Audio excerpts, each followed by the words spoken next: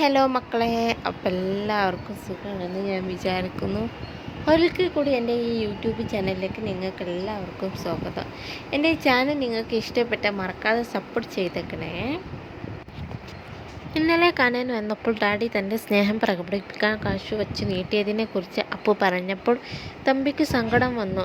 എൻ്റെ മോളുടെ സ്നേഹം പരീക്ഷിച്ചല്ല, കൊച്ചുമോളാണെങ്കിലും അറിയാതെ വളരണം എന്നുള്ളത് കൊണ്ടുള്ളതൊക്കെ തന്നെയാണ് തമ്പി പറഞ്ഞു മനസ്സിലാക്കാൻ ശ്രമിക്കുന്നുണ്ട്.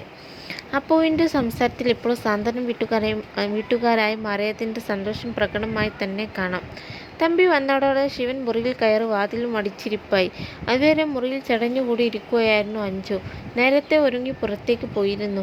ശിവനെ പുറത്തെങ്ങും കാണാതായപ്പോഴാണ് അഞ്ജു അകത്തേക്ക് വന്ന് നോക്കിയത്. എന്താ ശിവേട്ട ഇവിടെ നിന്നതേ എന്ന് ചോദിച്ചപ്പോഴാണ് തമ്പി വന്നപ്പോൾ അയാളുടെ മുഖത്ത് നോക്കാനുള്ള മടി കൊണ്ടാണെന്ന് ശിവൻ പറഞ്ഞത്. അപ്പോഴാണ് ഇന്നലത്തെ പ്രശ്നങ്ങൾക്കിടയിലും കുഞ്ഞി നമ്മൾ ഗിഫ്റ്റ് ഒന്നും വാങ്ങിയില്ലല്ലോ, എന്തെങ്കിലും സ്വർണ്ണാഭരണം മണിയിക്കണ്ടേ എന്ന് അഞ്ജു ഓർത്തത്. എന്നാൽ ഇന്ന് പോയി വാങ്ങിക്കൊണ്ടുവരാനുള്ള സമയമൊന്നുമില്ല, എല്ലാവരുടെയും മുന്നിൽ നാണം കെട്ടവ് തന്നെ എന്ന് അഞ്ജു പറയുമ്പോഴാണ് ദേവി വന്ന് കതകിന് മുട്ടുന്നത്. നിങ്ങളെന്താ മുറിയിൽ തന്നെ ഇരുന്ന് എന്ന് ചോദിച്ചാണ് ദേവി വരുന്നത്.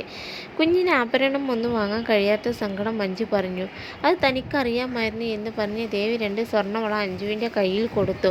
ഞാൻ ഒരു മാലയും ബാലറ്റ് 2 വളയും ഇടാം എന്ന് കരുതിയത്. കണ്ണനെ കൊണ്ട് അണിയിപ്പിക്കാൻ ഒരു മോതിരവും വാങ്ങിയിരുന്നു. ഈ വള എന്തായാലും ഇനി നീ അണിയിച്ചോ എന്ന് പറഞ്ഞ് അഞ്ജുവിൻ്റെ കയ്യിൽ വെച്ചു കൊടുത്തു. സങ്കടം കൊണ്ടും ചെയ്തു പോയ തെറ്റുകളെക്കുറിച്ചുള്ള കുറ്റബോധം കൊണ്ടും അഞ്ജു ദേവിയെ കെട്ടിപ്പിടിച്ചു കരഞ്ഞു. നൂലുകെട്ടിൻ്റെ ഒരുക്കങ്ങൾ പൂർത്തിയായി ചടങ്ങ് ആരംഭിച്ചു. തമ്പി അത്ര തൃപ്തനല്ല എന്ന് അവിടെ മാറി നിൽക്കുന്നുണ്ട്. മറ്റെല്ലാവരുടെയും മുഖത്ത് നിറഞ്ഞ സന്തോഷമാണ്. കുഞ്ഞിനെ ആദ്യം പേര് വിളിക്കണം, ദേവിക എന്നാണ് പേര്. അത് കേട്ടതും തമ്പിയും നെട്ടി, ദേവിയും നെട്ടി. ഏട്ടത്തിയുടെ പേരിനോട് ചേർന്ന പേര് അപ്പു തന്നെയാണ് കണ്ടെത്തിയത്. ദേവു എന്ന് വിളിക്കാമല്ലോ എന്ന് ഹരി പറഞ്ഞപ്പോൾ തമ്പിക്ക് നല്ല ദേഷ്യം വന്നു. എന്നാലും പ്രകടിപ്പിച്ചില്ല. ദേവിക്ക് സന്തോഷം കൊണ്ട് കണ്ണു നിറഞ്ഞു. പിന്നെ ഓരോരുത്തരായി കുഞ്ഞിനെ ആഭരണങ്ങൾ അണിയിക്കുന്ന ചടങ്ങിലായിരുന്നു. ഏറ്റവും അവസാനമാണ് അംബിക കുഞ്ഞിനെ പൊന്നി ഇടിച്ചത്. വളയും മോതിരവും അരഞ്ഞാണവും മാലയും കൊലുസും അങ്ങനെ എല്ലാം തമ്പി കൊച്ചുമോൾക്ക് വേണ്ടി തൻ്റെ പത്രാസ് കാണിച്ചു. ജയന്തിയൊക്കെ വാ പൊളിച്ചു നിൽക്കുകയാണ്. ആ ചടങ്ങ് കഴിഞ്ഞപ്പോൾ ശത്രു വേഗം ഉമ്മറത്തേക്ക് വന്നു. പിന്നാലെ ബാലന് പിന്നാലെ ശിവനും എത്തി. അവിടെ നിന്ന് അയാളുടെ പത്രാസ് കാണാൻ വയ്യ. മുന്നിൽ കണ്ടാൽ എന്തെങ്കിലും ചൊറിയുന്ന വർത്തമാനം പറയും എന്നാണ് ശിവനും ബാലനും പറയുന്നത്. അടുക്കളയിൽ കാർത്തു തിരക്കിലാണ്. അപ്പോഴാണ് സാവിത്രിയും ജയന്തിയും അങ്ങോട്ട് വരുന്നത്. അപ്പുമോൾ ഇത്രയും വലിയ പണക്കാരിയാണോ എന്ന് കാർത്തി ചോദിച്ചപ്പോൾ ജയന്തി അതങ്ങ് മുതലെടുത്തു.